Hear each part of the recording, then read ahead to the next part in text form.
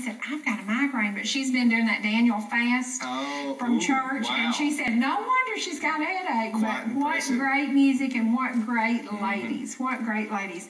Now, Paul, you have one more tip we want to share with folks. Tell me a little something. Yeah, one tip I want to share with you is for those of you who can refinance your mortgages, okay, we are discovering, and even if you're not refinancing your mortgage, when you have extra money to put down on that payment, a lot of people don't know, and I've never shared this outside of the clients that I work with before today, okay?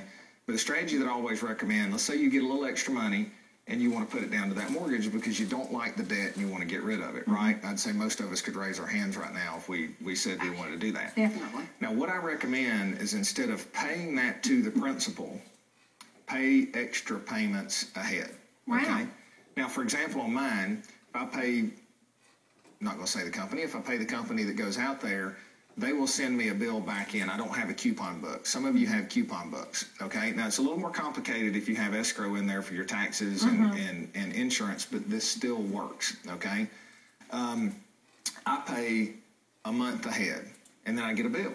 So, for example, right now I'm paying next year's payment for February of 2013, and that has been a whole year that I have put ahead. Now, everything else I'm adding to principal, but the reason why I'm doing this is if you take that lump of sum of money and you put it in there and you get into a bind, if you miss a payment, they're going to take the house. Right. Okay? Or start they don't care that you were a good boy for 6 years. They don't care. No. Now, you know, we have seen the greedy side of bankers here over the past couple of years, right? Oh, yes. So let's say you have a house that appraises for $200,000 and you got a $250,000 mortgage because of market value dropping.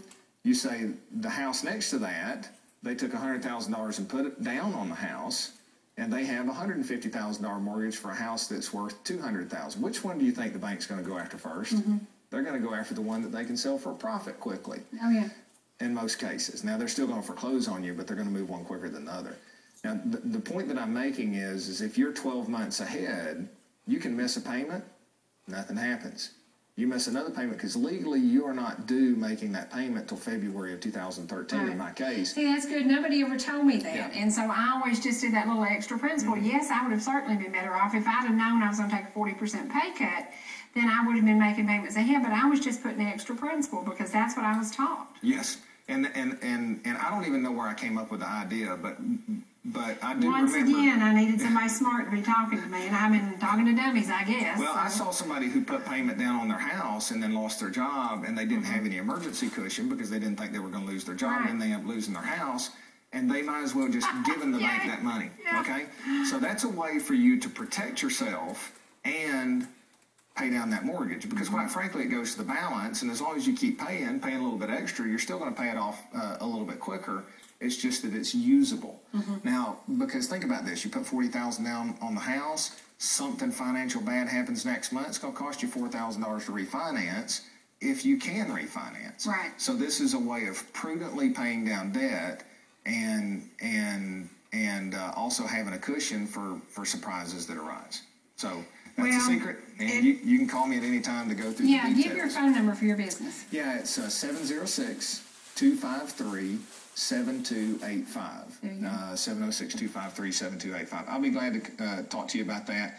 And you'll be with us once a month. And if you have subjects that you'd like for Paul to talk about, please get in touch with us at the Cherie Show at hotmail.com or contact him. Do you have an email address they can send ideas? I do. It's Paul at kikerwealth.com. Okay.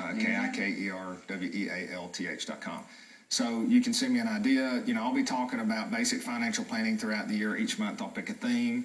Goals are going to be one of our themes next month, and then we'll talk about what's going on economically as well. Here's an interesting fact. Question I need an answer to. This is an election year. Yes. Are we going to make money because everybody's trying to be good boys? Well, what's interesting is last year was an anomaly because usually the third year of a new president tends to be the best year leading up into the election.